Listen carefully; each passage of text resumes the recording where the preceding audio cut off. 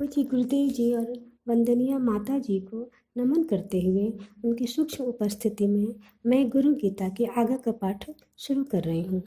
गुरु गीता में गुरु के महत्व को दर्शाया गया है, जो कि हम मनुष्यों के लिए भाव सागर पार कराने वाला साधन है। सद्गुरु कृपा से अपने जीवन में भौतिक, आध्यात्मिक, लौकिक, अलौकिक समस्त विभूतियों को पाने की चाहत रखने वाले साधक को सदा ही गुरुदेव की छवि का स्मरण करना चाहिए। उनके नाम का प्रतिपल प्रतिक्षण जप करना चाहिए। साथ ही गुरु आज्ञा का जीवन की सभी विपरीत परिस्थितियों के बावजूद संपूर्ण निष्ठा से पालन करना चाहिए। अपने जीवन में कल्याण की कामना करने वाले साधक को गुरुदेव के अतिरिक्त अन्य कोई भावना नहीं रखनी चाहिए। गुरु के मुख में ब्रह्मा का वास है, इस कारण उनके मुख से बोले गए शब्द ब्रह्मवाक्य ही हैं। गुरु कृपा प्रसाद से ही ब्रह्म की प्राप्ति होती है। परम पतिव्रता स्त्री जिस तरह से सदा ही अपने पति का ध्यान करती है, ठीक उसी तरह अध्यात्म तत्व के अभिप्सु साधक को अपने गुरु का ध्यान करना चाहिए। अपने स्थान, अपनी जाति, अपनी कीर्ति तथा अपनी उन्नति के विचार को त्याग कर श्री गुरु के अलावा अन्य किसी का भी विचार नहीं करना चाहिए। शिष्य को भली भांति यह आत्मसात कर लेना चाहिए कि सद्गुरु का चिंतन भगवान शिव का ही चिंतन है। इसमें परम पद की प्राप्ति सहज सुलभ होती है। इसलिए कल्याणकामी साधक को प्रयत्न पूर्वक गुरु आराधना करनी चाहिए। तीनों लोकों के देव, असुर एवं नाग आदि सभी इस सत्य को बड़ी स्पष्ट रीति से बताते हैं कि ब्रह्म विद्या गुरु मुख में ही स्थित है। गुरु भक्ति से ही इसे प्राप्त किया जा सकता है। गुरु शब्द में गु अक्षर अंधकार का वाचक है और रू का अर्थ है प्रकाश। इस तरह गुरु ही अज्ञान रूपी अंधकार का नाश कर ज्ञान रूपी प्रकाश देने वाले ब्रह्मा हैं। इसमें तनिक भी संशय नहीं है। शास्त्र वचनों से यह प्रमाणित होता है कि गुरु शब्द के प्रथम वर्ण गु से माया आदि गुण प्रकट होते हैं और इसके द्वितीय वर्ण रू से ब्रह्म प्रकाशित होता है, जो माया की गति को विनष्ट करता है, जो माया की भ्रांति को विनष्ट करता है। इसलिए गुरु पद सर्वश्रेष्ठ है। यह देवों के लिए भी दुर्लभ है। सभी गण और गंधर्व आदि भी इसकी पूजा करते हैं।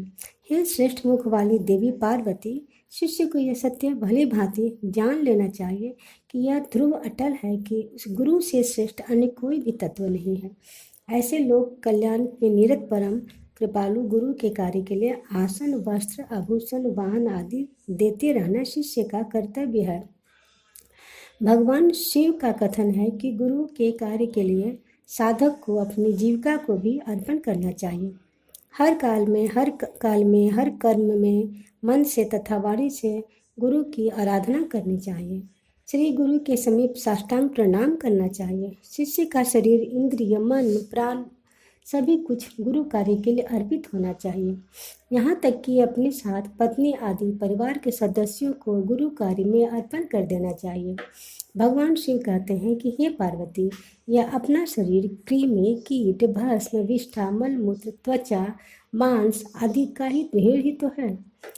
यदि यह इसे गुरु कार्य के लिए अर्पित कर दिया जाए तो इससे श्रेष्ठ भला और क्या हो सकता है।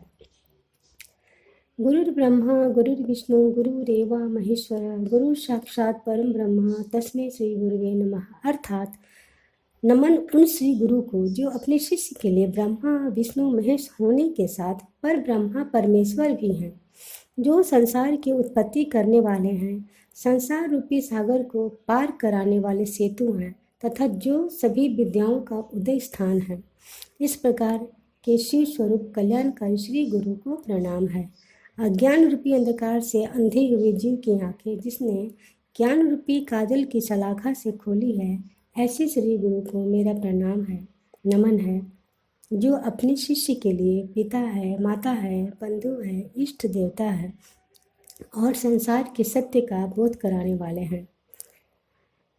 जिसकी स्थिति से संसार की स्थिति है, जिसके प्रकाश से संसार प्रकाशित हो रहा है, जिसके आनंद से संसार आनंदित हो रहा है, ऐसे सच्चिदानंद स्वरूप श्री गुरु को नमन है, जिनके सत्य पर अवतरित होकर यह जगत सत्य प्रतिभाषित होता है, जो सूर्य की भांति सभी को प्रकाशित करते हैं, जिनके प्रेम के कारण ही पुत्र आदि सभी संबंध प्रीतिकर लगते हैं। उन सद्गुरु को नमन है। इन्हीं की चेतना से यह संपूर्ण जगत चेतन प्रतीत होता है।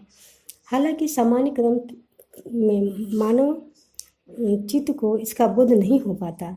जागृत, स्वप्न, सुषुप्ति आदि अवस्था को जो प्रकाशित करते हैं, उन चेतना रूपी सद्गुरु को नमन है, जिनके द्वारा ज्ञान मिलने से जगत की भेद दृष्टि समाप्त हो जाती है और वह शिव स्वरूप दिखाई देने लगता है, जिनका स्वरूप एक शक्ति का स्वरूप ही है।